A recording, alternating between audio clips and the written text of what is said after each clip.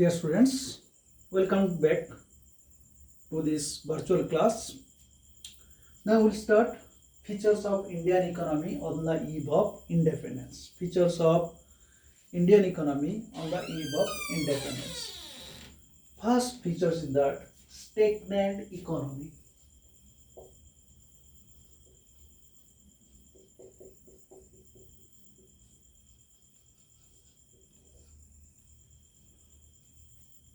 What do you mean by stagnant economy on the eve of independence? We may say it during that British period, Indian economy was completely stagnant economy. Stagnant economy means there is no change in that national income or that per capita income or growth in income, or if it any changes, which is very insignificant, little or no growth of that economy, little or no growth of our income of the people or country's people. Because I have already said 85% of the country's population lived mostly in villages and derived livelihood directly or indirectly from agriculture sectors. Remember it, most important point for 1 mark. 85% of the country's population lived mostly in villages and derived livelihood directly or indirectly from agriculture sectors. Because Indian economy under the British colonial rule was overwhelming rural and agricultural characters. Rural and agricultural characters. There are some points. Rural and agriculture sectors.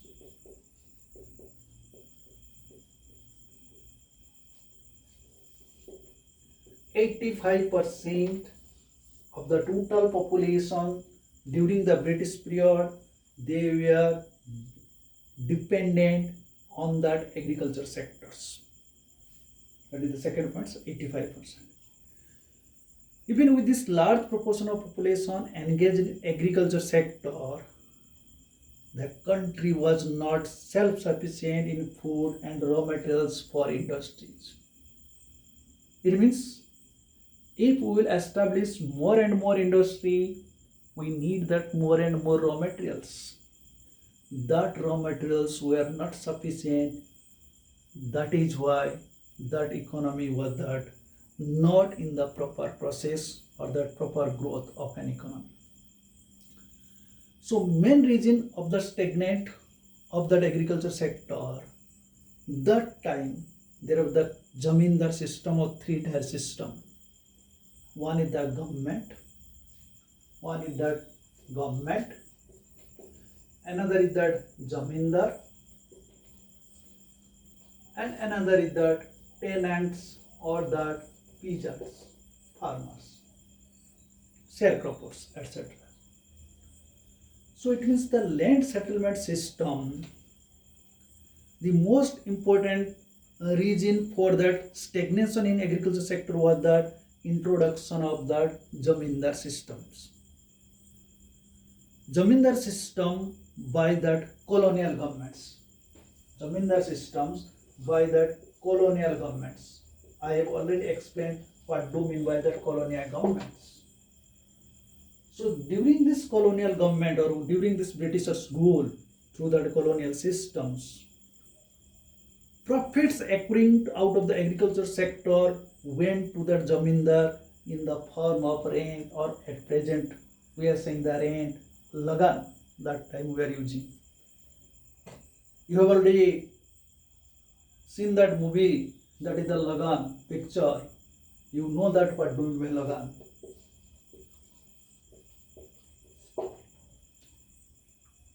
So under this British period or colonial systems, what are the profits are accruing by that zamindar systems from the tenants. I have already said.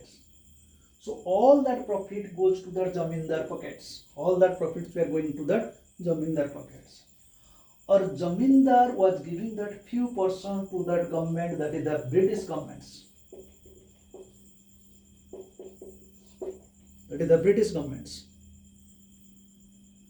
So the main interest of the zamindar was only to collect that rent or lagan, regardless of the economic condition of the cultivators or the farmers or the peasants. Whatever the peasants' condition, we don't think. What are the farmers' condition, we should not think. Our sole aim or the zamindar sole aim was to how much, whenever they can earn that more and more rent or the lagan. The dates for depositing that specific sums of lagan or the rent to the British government were also fixed. How much they will give to the British government, that was fixed. But whenever zamindar was collecting from the tenants, that was not fixed.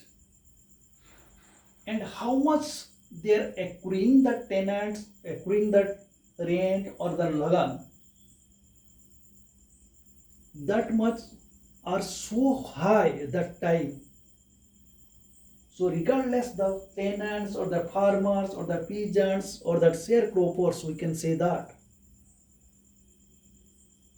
they were getting that very less. And how much that was, they could not maintain their basic bare necessities. Try to understand.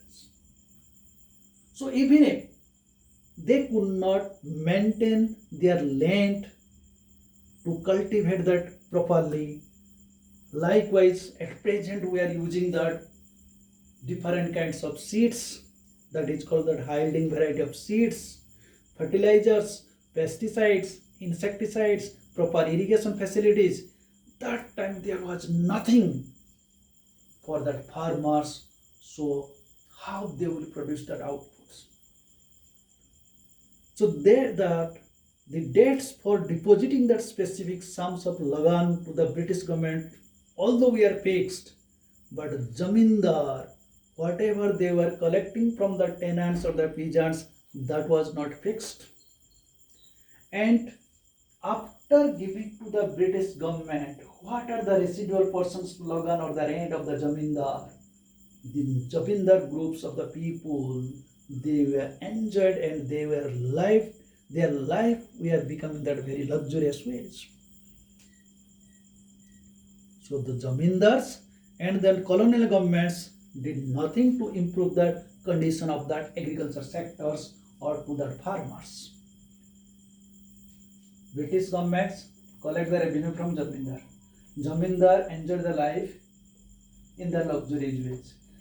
Both the British government and the zamindar, they did not look after the tenant's life, or that we can say that what are the condition of the agricultures. So that is why that economy was to be called that stagnant economy. Between 1860 to 1945, growth rate per capita income was low, that was the 0.5% per annum. 0.5% per annum. Remember it.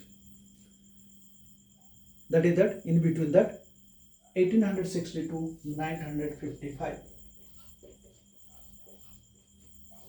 Only that 0.5% per annum. So, which is increased, that is 0.1% per annum 1925 to 1950. In between, that was that it means 0.5 to 1% was that growth rate per capita income of that time. On account of this stagnation, bulk of Indian population lived in that below poverty lines, which we are saying that below poverty lines. Their condition was that miserable conditions. standard of living condition was very miserable, and epidemics, starvations, we are recording that phenomena. There is a present time which we are seeing that if any countries, any part of the countries faces that any kinds of epidemics, not just like now that corona or the COVID-19 pandemic, but at that time there is a widespread poverty like that famines, drought, etc., etc.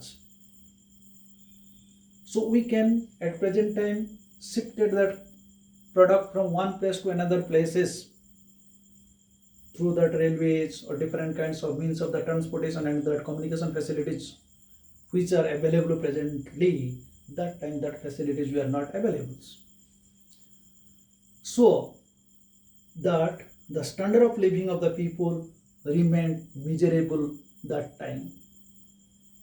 So most of the people due to the drought or famines or the heavy rain, so people were dying and without food. So how how they improved their conditions or the standard of economy. That is why the national income or the per capita income was not possible to increase or the raise of their standard of living. That is why that time the condition of that economy was called stagnant economy. And by the way, I told the farmers, the tenants, the peasants, those who are to be called the really cultivators, their conditions which were there implementing the different product, that was that backward conditions. Second point you may read the backward conditions of backward economy.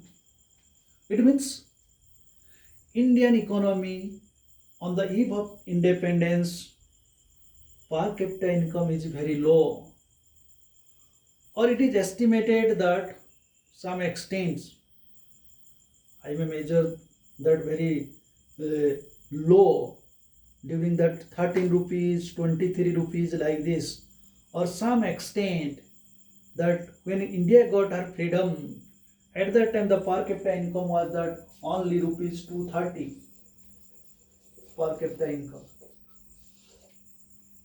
in the year of 1947 when India got her freedoms. So this is the conditions.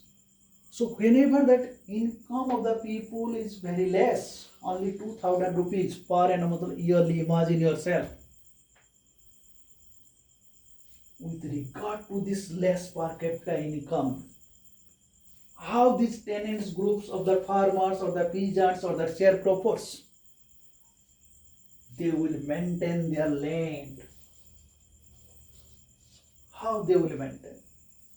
Irrigation facilities, transportation facilities for sharing that crops, or we may say that yielding variety of seeds, or we may say that fertilizers. Nothing was impossible, nothing was possible to implement in the process of the productions to produce that maximum output in such a way that before some times what I was speaking about that agriculture, there was no organized market at present which we are looking that is called that market economy. The production which are producing now not for the self consumption, that is for the market, because they will sell these products in the market and they will earn the profits. So present that is called that market economy. So this economy started that whenever the farmers, they will produce that maximum output and they will earn the profits. But that time there was that no such type of facilities. So whenever Britishers came to our country, they established that colonial systems. So they implemented that one policy that is called that commercialization of agriculture. So we may write that next is that commercialization agriculture, that was not possible that times. But the Britishers were started to produce that product in such way that the product can be sold in the market, or they can carry towards their countries or as raw materials. So during this, that is, I may write that commercialization of agriculture. Commercialization.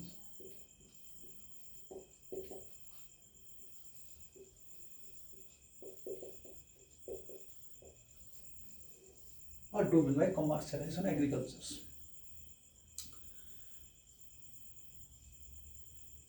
Commercialization agriculture means production of crops for sale in the market rather than self consumption. Please remember it. When I was used that self consumptions, that time when I was discussing that subsistence occupations. Subsistence occupation means the farmers, that production was only for that self consumption and for their family members, not for that markets. I'll say about that market economy later on, but remember it, when that situation will be changed, not for the self consumption, but will produce that product to sell in the market and will earn that profit, and our backbone will be strong. That kinds of agriculture policies are to be called that commercialization of agriculture. So on which crops I will earn that maximum profit, that types of crops I will try to my product as a farmer. So that time I was told that primary crops, and that primary crops was food crops. And what were the case crops? Like I was telling at that time, edible oils productions, seeds, or I am saying that tea, cotton, jute, etc. Cash crops. These types of cash crops can able to earn that maximum profits. So during the British rule, farmers were given that higher price for producing that cash crops like cotton and jute. However, this did not improve the economic condition of the farmers. Think yourself. Although the farmers produce that cash crops to earn that maximum profits, still that period, it means during that British period when that colonial system was established by the Britishers, that farmers did not improve that economic conditions, because instead of that producing food crops, they are producing the cash crops which were to be ultimately used by the British industries, not for their own country's interest, own country's industries, because Britishers will carry them goods. Thus, British rules promoted shifting crops from food crops to cash crops for their own profits. So, whenever that agriculture was backward, productivity was extremely low, per hectare wheat was very less, food grains production was barely enough for subsistence. Think yourself, what was the condition? What was the condition that times? Previously, that food crops were producing for themselves, but gradually, when that food crops to cash crops, the farmers, how much production they were producing the cash crops, they did not get their own self consumption of that food crops. So that time the subsistence economy also destroyed. So imagine yourself, what was that self-dependence economy when it is destroyed, degenerated, degraded? That time the standard of living of the people, which way that was that miserable condition, that is that beyond imaginations. So whenever this condition was there at that time, so commercial agriculture, they introduced food crops to cash crops, food crops to cash crops, and the farmers that did not get their benefits. So, is it possible to establish the industry in that India? Suppose we will produce that jute and cotton. will produce the different kinds of seeds, edible oil seeds. But these kinds of product will be finished in their British country, not in India. So industry will not be established in India. All these industry will be established in that British country. So that is that point here, that industrial backwardness. Industrial backwardness.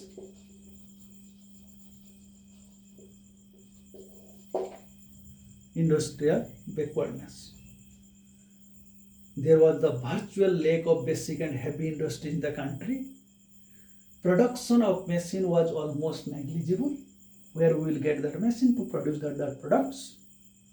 Small scale and cottage industries almost were be ruined, dhans ho gaya.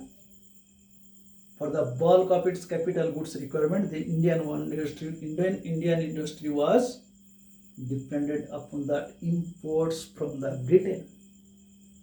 Without import, we could not survive ourselves.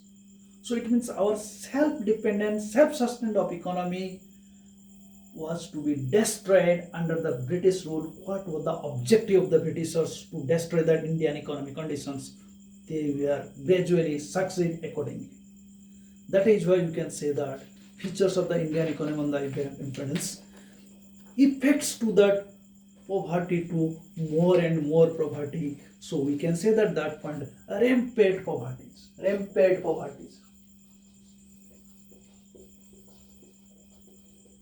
New word, rampant poverties. It means bulk of the populations was very poor.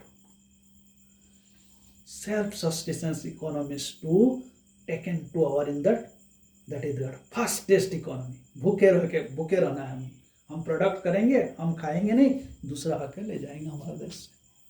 So this is to be called the rampant poverty. Bulk of the population was very poor. People were not getting 2 times meal in a day, 2 square meal in a day. They lacked shelter, clothing, which was the bare necessity, basic necessity, fooding, clothing and shelters. They did not get it.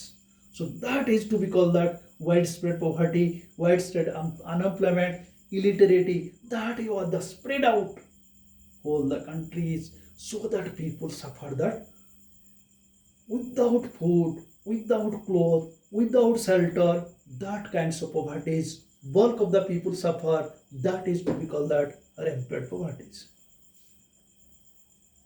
Whenever the people did not get that meal 2 times in a day, so what we can say about the infrastructure? What we will say about the school, college, education, road, transport, communication facilities, etc. That is why, if one student will not get that 2 times meal in a day, what that father will say? Don't go to the school, do that work, you will get that 2 times meal. First you have to fill up your hungry, then you have to go to the school. So how that students or how that little children, they will go to that school because of the rampant poverties. So that infrastructure development, including that means of communication, transportations, generation of power, energy sectors, which was very extremely low. So this is to be called that poor infrastructures. Poor features, we may say that poor infrastructures.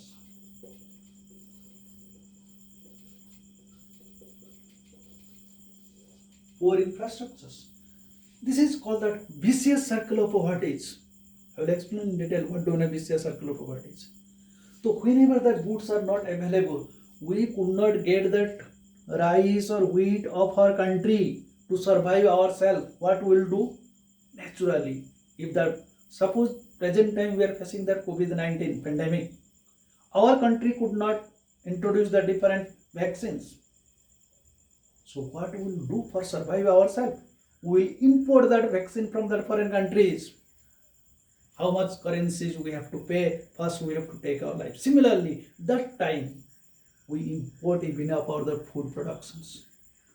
So we dependent on that foreign countries, on the different types of goods. That time we can say that heavy dependence on imports. Heavy dependence on imports.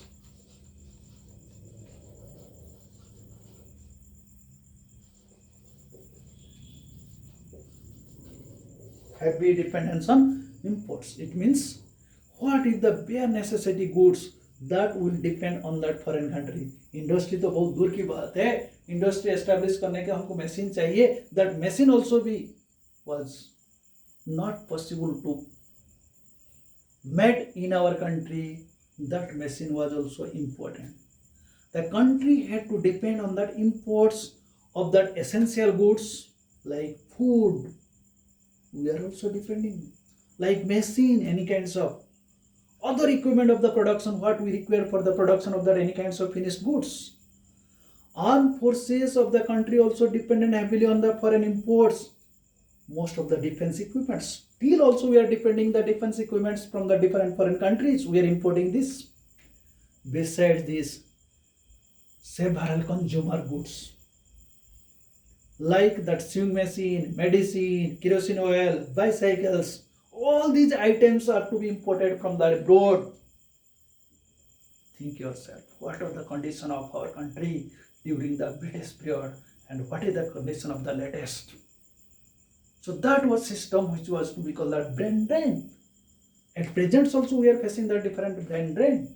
Our engineers, our doctors, they are going to the foreign countries. But whenever we are sick or we are ill, we are not getting the good doctors. Because we are producing the doctors, we are producing the chartered accountant, we are producing the engineers. But they are going to the foreign country because we are not able to pay that much amount of money, whatever they require, or what the facilities they require, we could not provide. These kinds of facilities are not provided by our country. That is why they are going to the foreign countries. If any doctor wants to introduce any kinds of medicines, the research work is essential. We have not that kinds of facilities in our own countries. So that most of the brilliant or genius people, they are going to the foreign country. That system is to be also known as the brain drain. So whenever we depend on that heavy dependence on the imports, there was also no urbanizations. At present time, we are saying that more city one by year, we are declaring that village area to municipality areas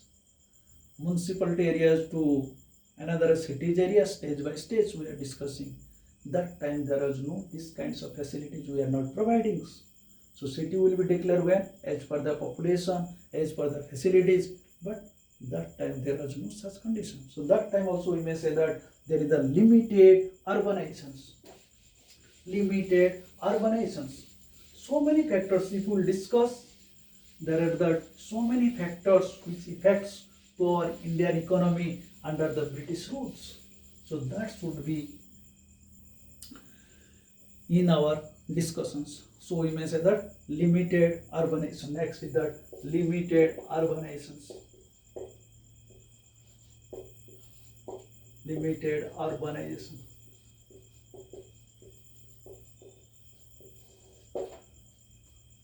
It means at the time of independence, bulk of the population, I have already said 85% of the total population lived in the villages. In 1948, only 14% population lived in the urban areas, or 86% approximately lived in the rural areas. So rural population lacked opportunity outside the agriculture. This compound their poverties. These are the different kinds of features of the Indian agriculture systems. Thank you very much.